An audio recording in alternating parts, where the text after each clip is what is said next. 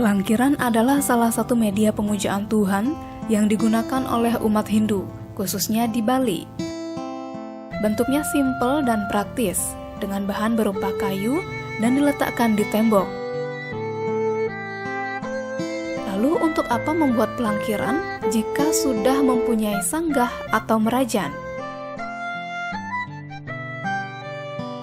Pelangkiran diperkirakan berasal dari kata langkir yang artinya sama dengan gunung.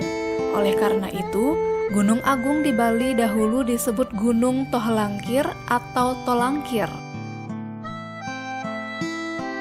Gunung adalah simbol hulu, sesuai konsep hulu teben yang berkonotasi pada puncak, dasar, hulu, hilir, atas bawah, dan sebagainya. Dengan adanya konsep hulu teben inilah kehidupan ada dan berlangsung, karena keduanya tidak lepas dari konsep Purusa dan Pradana, yakni unsur kejiwaan dan kebendaan yang tidak bisa dipisahkan selama hidup. Di samping itu ada pula mengaitkan kata langkir dengan salah satu wuku. Wuku langkir dikatakan sebagai wuku kelahiran Betara Kala, putra Siwa. Menurut Ketut Sumadi, dari segi bentuk pelangkiran mirip dengan Padma Capah.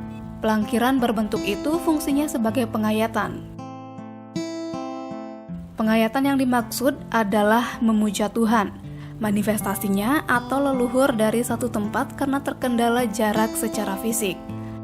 Misalnya untuk memuja ide Betara Gunung Agung, di sebagian besar pura di Bali, dibuatkan pelinggih khusus untuk memuja beliau, sehingga pelinggih tersebut disebut pelinggih pengayatan ide Betara Gunung Agung.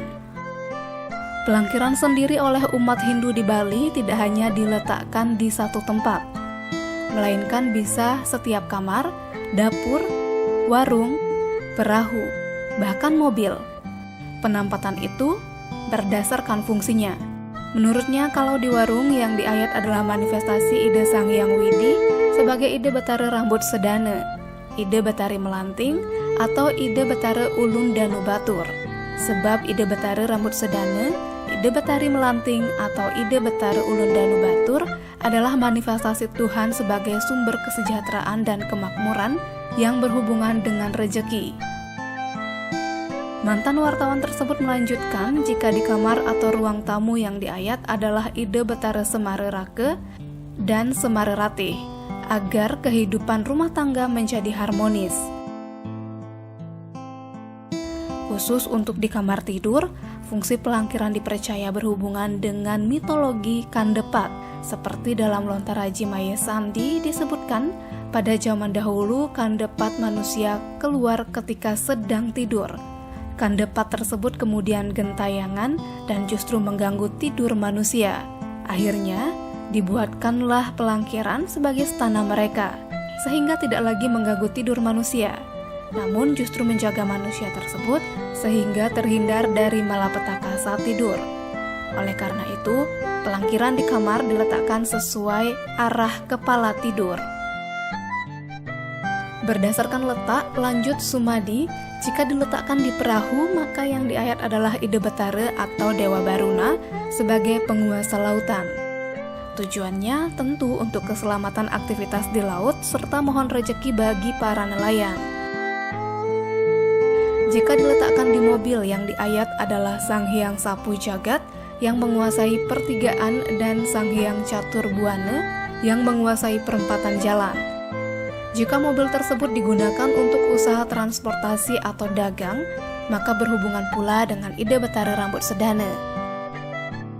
Bagi umat yang merantau, pelangkiran selain tempat memuja Tuhan, juga dipergunakan untuk memuja leluhur. Ketiadaan sanggah merajan menjadi salah satu alasannya. Bisa untuk memuja leluhur kalau jauh dari sanggah merajan.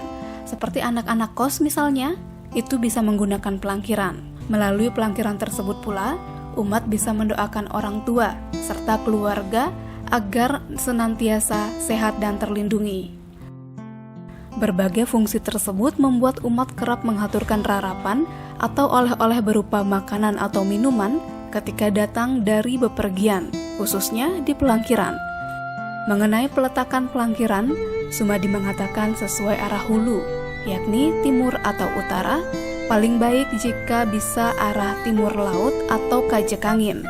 Setiap purnama tilem atau kajang kliwon minimal dihaturkan canang. Ini sebagai bukti bahwa Hindu sangat fleksibel.